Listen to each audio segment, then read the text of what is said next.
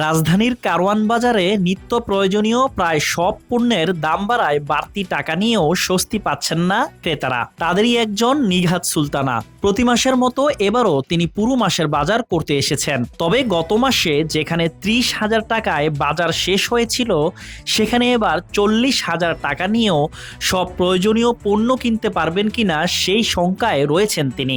নিয়ে আসছিলাম তো 40,000 টাকা, এখন তো দেখি অল্প কটা টাকা আছে আমার কাছে।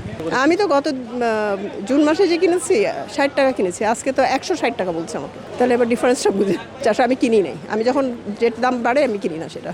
বাজার ঘুরে দেখা গেছে এক মাসের ব্যবধানে শাকসবজির দাম কেজি প্রতি 50 থেকে 100 টাকা পর্যন্ত বেড়েছে। কাঁচামরিচ বিক্রি হচ্ছে 260 থেকে 280 টাকায়। মাছের বাজারেও ঊর্ধ্বমুখী দাম। ইলিশ মাছ আকার ভেদে বিক্রি হচ্ছে 2600 টাকায়, রুই মাছ বিক্রি হচ্ছে কেজি প্রতি 500 টাকায়, আর কোরাল মাছ বিক্রি হচ্ছে 1000 টাকায়। আমি আপনার কইয়া লাভ নাই তো, আমি একটা কথা কম, ওইটা দাম থাকবো না।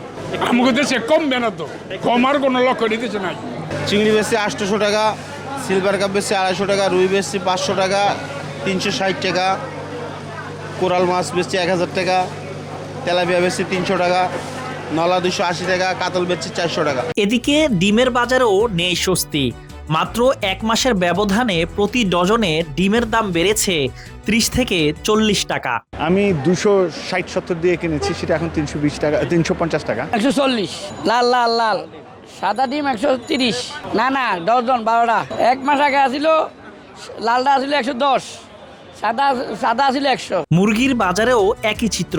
সোনালী মুরগি বিক্রি হচ্ছে 280 থেকে 320 টাকায়, ব্রয়লার 180 থেকে 190 টাকায় প্রতি কেজি বিক্রি হচ্ছে, এবং লেয়ার মুরগি বিক্রি হচ্ছে 300 থেকে 345 টাকা কেজিতে। অন্যদিকে গরুর মাংস বিক্রি হচ্ছে কেজি প্রতি 800 টাকা, এবং খাসির মাংস বিক্রি হচ্ছে প্রতি কেজি 1250 টাকায়। বলে 190 টাকা, সোনালি 320 টাকা চলে। সোনালি বেশি বেচা হয়েছে, মাটিতে সোনালি 340 বেচা হয়েছে, এবার 350 বেচা হয়েছে। দাম বাড়ছে, দাম কমছে, এবার সোনার দাম অনেক কমে গেছে। ক্রেতাদের অভিযোগ, আয়ের সঙ্গে ব্যয়ের ব্যবধান দিন দিন বাড়ছে। আর বিক্রেতাদের ভাষ্য, সরবরাহ স্বাভাবিক না হলে দামের লাগাম টানা কঠিন। তাই নিত্যপণ্যের বাজারে স্বস্তি ফিরিয়ে আনতে কার্যকর তদারকি ও স্থিতিশীল সরবরাহ নিশ্চিত করার দাবি সাধারণ মানুষের। আব্দুল্লাহ আল মামুন, বাংলাদেশ বুলেটিন।